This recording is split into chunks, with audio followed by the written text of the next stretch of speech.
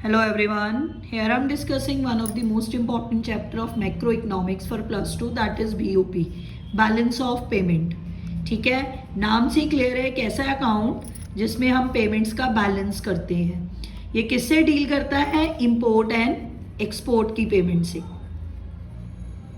यानी उनकी रिसिप्ट और पेमेंट से. उसे हम बीओपी बोलते हैं.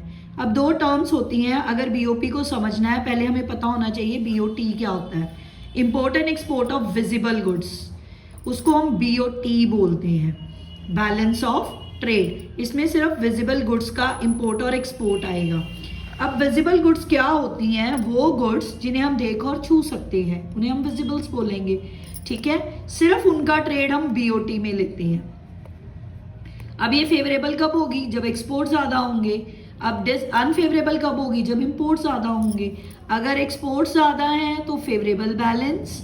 ठीक है, एक्स माइनस एम होता है बेटा. एक्स इसको बोलोगे, एक्सपोर्ट को एम बोलते हैं हम इंपोर्ट्स को. ठीक है, from macro point of view. अगर एम ग्रेटर है एक्स से तो अनफेवरेबल बैलेंस हो जाएगा बीओटी का. अब बीओपी क्या होती है? इसमें वो सारी ट्रांजेक्शन्स रिकॉर्ड की जाती हैं जो किसके साथ डील करती हैं? International trade plus financial flows. ये फाइनेंशियल फ्लोज क्या होते हैं? अब ध्यान से समझना. बीओपी वाइडेस्ट टर्म है. ठीक है, इसमें तीन चीजें आती हैं: visible, invisible, unilateral. Visible, invisible, unilateral. Flow concept है, डबल एंट्री सिस्टम बेस्ड है. डबल एंट्री का मतलब लेफ्ट डेबिट राइट क्रेडिट. ठीक है, यानी कि ऐसा अकाउंट जिसमें डेबिट और क्रेडिट होगा. ठीक है, वाइडेस्ट टर्म है. अब आप ऐसे कैसे समझोगे कि इसमें वो डेबिट क्रेडिट क्या करते हैं, या यूनिलेटरल ट्रांसफर्स क्या होते हैं, विजिबल गुड्स क्या है, इनविजिबल क्या है? अब ध्यान से समझना. तीन कंपोनेंट हैं इसके: current, capital, official. Current account आपका डील करेगा उन तीनों चीजों से जो मैंने अभी बोली: विजिबल, इनविजिबल और यूनिलेटरल. Visible, invisible, unilateral. इसकी नेचर रेवेन्यू होती है. रेवेन्यू मतलब रेकरिंग अकाउंट होता है, रेगुलर नेचर का. ठीक है, इसमें एसेट और लाइबिलिटी का कोई इंपैक्ट नहीं होता. क्लियर? ठीक है, एसेट और लाइबिलिटी और फ्यूचर क्लेम्स के साथ ये नहीं डील करेगा करंट अकाउंट, याद रखना. ये मर्केंडाइज ट्रांजैक्शन यानी कि विजिबल गुड्स का ट्रेड, इंपोर्ट एंड एक्सपोर्ट, जिसे आप देख और छू सकते हो, जिनकी पेमेंट अब ये सेम अकाउंट्स की तरह है: debit all expenses, credit all incomes. अगर एक्सपोर्ट के पैसे आएंगे आप क्रेडिट करोगे, अगर इंपोर्ट करोगे तो डेबिट करोगे, खर्चा होगा वो. ठीक है, या इसका डेफिसिट निकलेगा या surplus. Surplus means profit, deficit मतलब लॉस. इनविजिबल गुड्स क्या होती हैं? सर्विसेज. सर्विसेज दो तरह की: factor services, non factor services. Factor services नाम से ही क्लियर है, फैक्टर ऑफ प्रोडक्शन के साथ related. Non factor banking, insurance, shipping. ठीक है, अब आप फैक्टर्स ऑफ प्रोडक्शन की पेमेंट करोगे, जैसे लेबर को वेजेस दी, वो आपकी फैक्टर सर्विस हो गई. अगर पेमेंट करोगे तो डेबिट, अगर कोई पेमेंट आपकी लेबर को मिलेगी तो क्रेडिट. ठीक है, ये ध्यान से नेचर को समझ लो. खर्चे सारे डेबिट हैं, इनकम सारी क्रेडिट है. अगर आप बैंकिंग, इंश्योरेंस या शिपिंग की सर्विस दे रहे हो तो रिसिप्ट होएगी, अगर ले रहे हो तो पेमेंट होगी.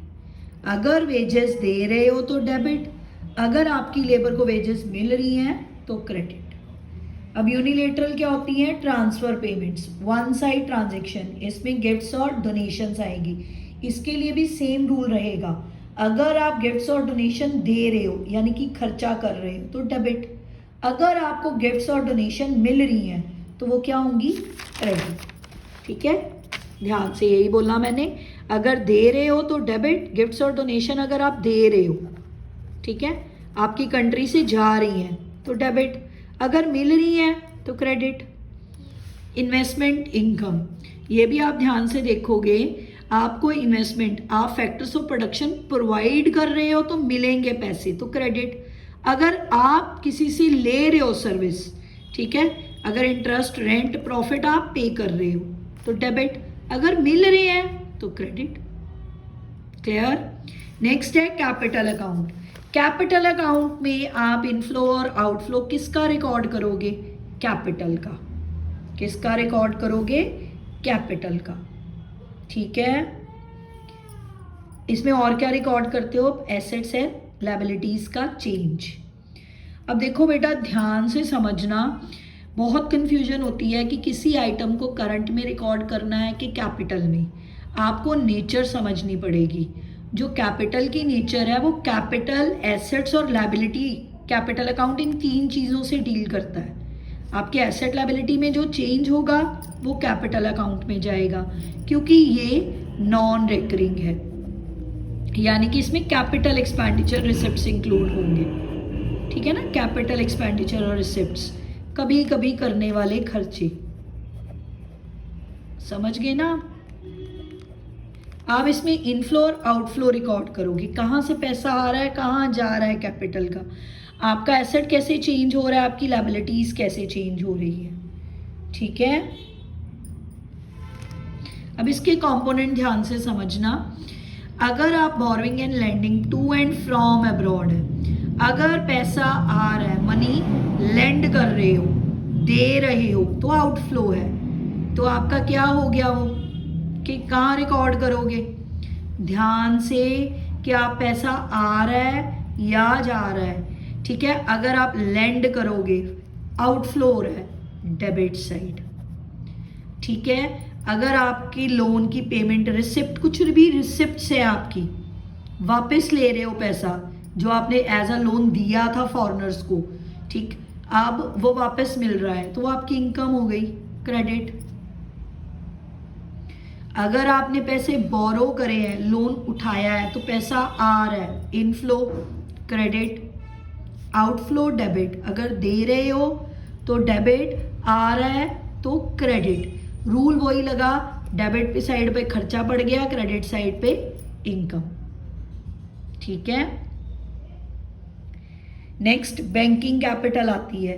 बैंकिंग कैपिटल में भी अगर देखो ध्यान से कि वो पैसा, it refers to foreign asset held by commercial bank.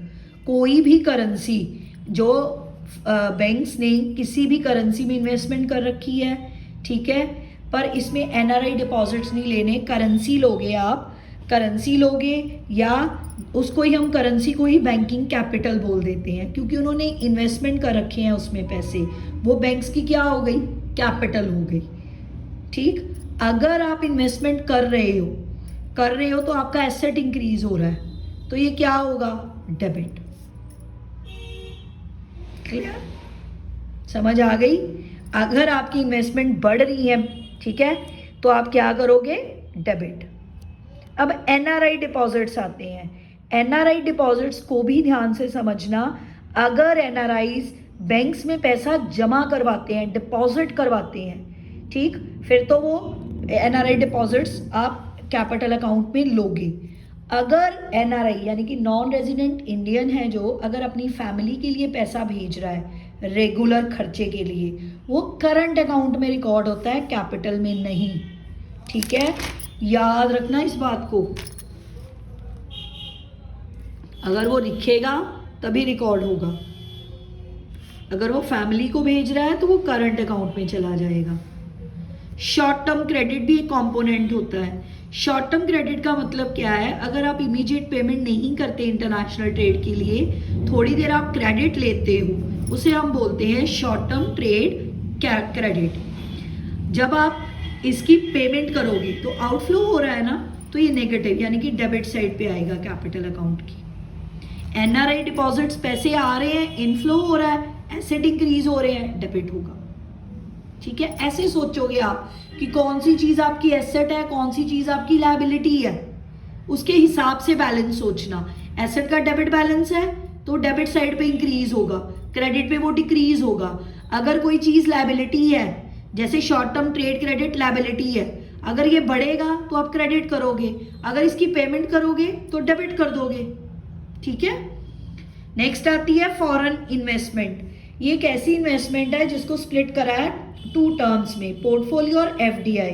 Portfolio क्या होता है कि आपने पूरा एसेट नहीं खरीदा, आपने पूरी कंपनी नहीं खरीदी, कंपनी में इन्वेस्टमेंट करी है शेयर्स में, उसे आप पोर्टफोलियो कहते हो।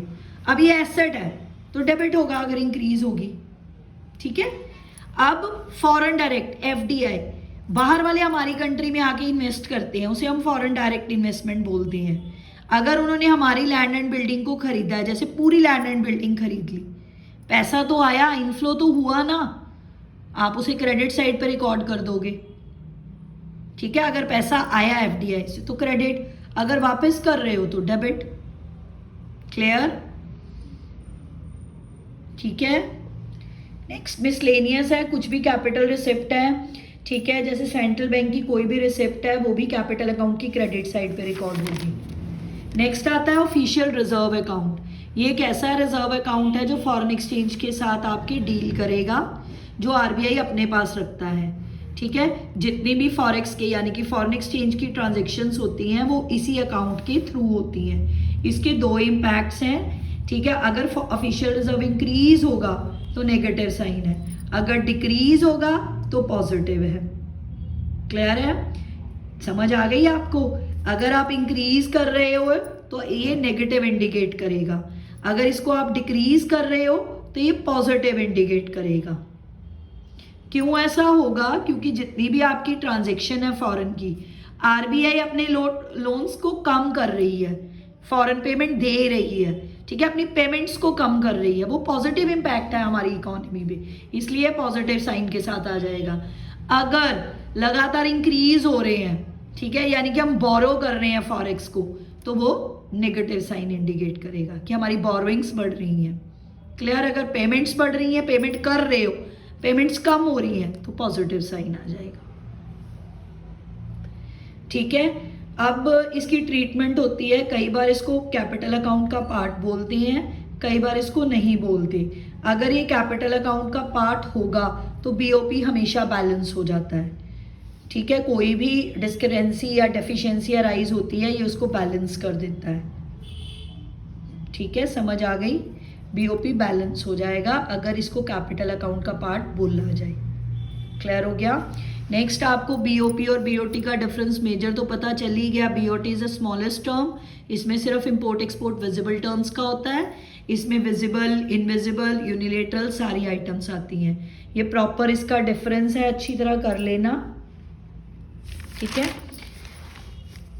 अब डिसइक्विलिब्रियम भी हो सकता है बीओपी में। डिसइक्विलिब्रियम कैसे होगा?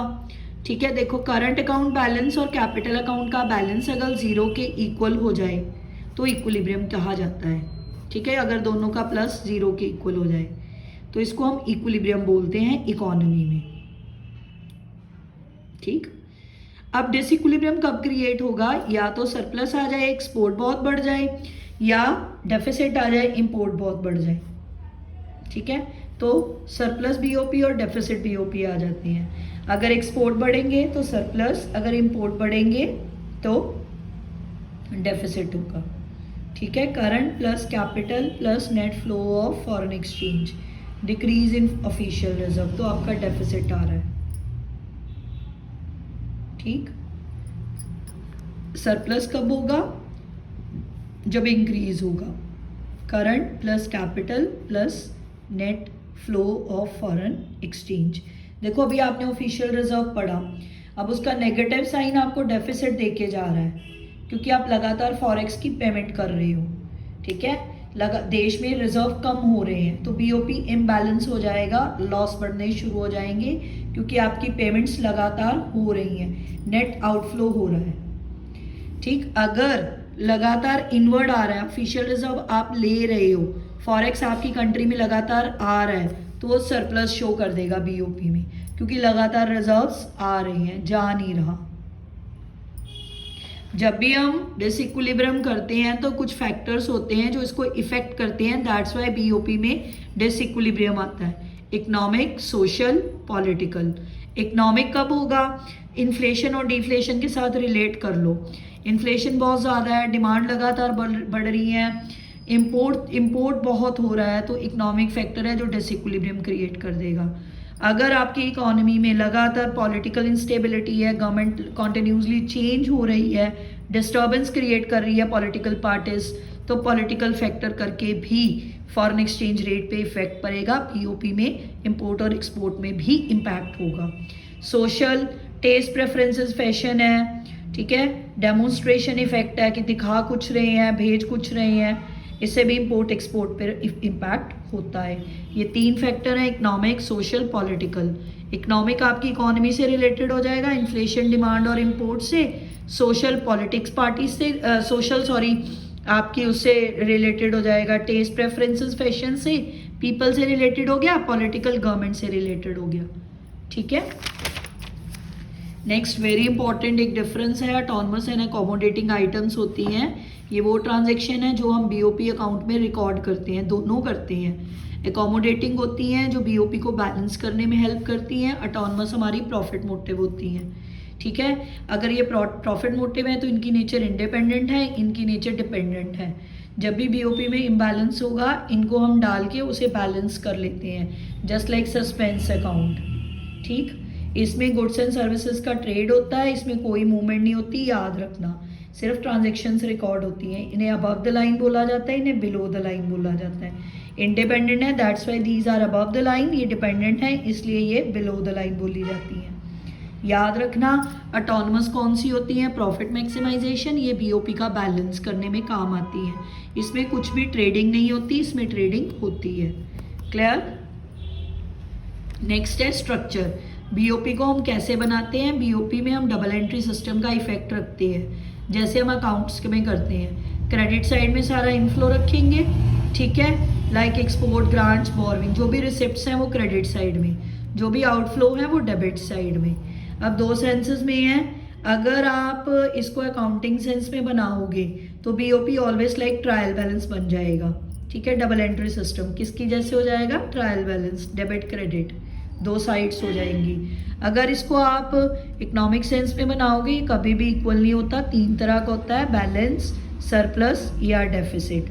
बैलेंस में आप समझते हो रिसिप्ट पेमेंट के बराबर हो गई, रिसिप्ट ग्रेटर हो गई और यहाँ पे पेमेंट ग्रेटर हो गई, ठीक है। ध्यान से देखो, अगर अकाउंटिंग सेंस में होगा तो ट्रायल बैलेंस, यानी कि ट्रायल बैलेंस आप कैसे बनाते हो, डेबिट, क्रेडिट, ठीक है, पर्टिकुलर्स यहाँ पे आ जाते हैं और ये हमेशा बैलेंस हो जाता है, यानी कि अकाउंटिंग सेंस में ये बैलेंस हो जाएगा। पर जब भी इकोनॉमिक सेंस में पढ़ोगे तो 3 सेंसेस दे जाएगा बीओपी अकाउंट, या तो बैलेंस होगा, या सरप्लस और फेवरेबल होगा, या डेफिसिट या अनफेवरेबल होगा। बस ध्यान से करना, 3 कंपोनेंट होते हैं बीओपी के। कौन कौन से होते हैं, करंट, कैपिटल और ऑफिशियल रिजर्व। जो करंट है वो रेगुलर नेचर की ट्रांजैक्शन, डे टू डे, ठीक है।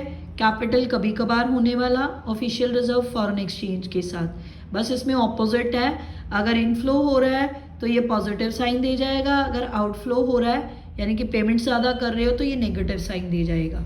Clear. Thank you very much.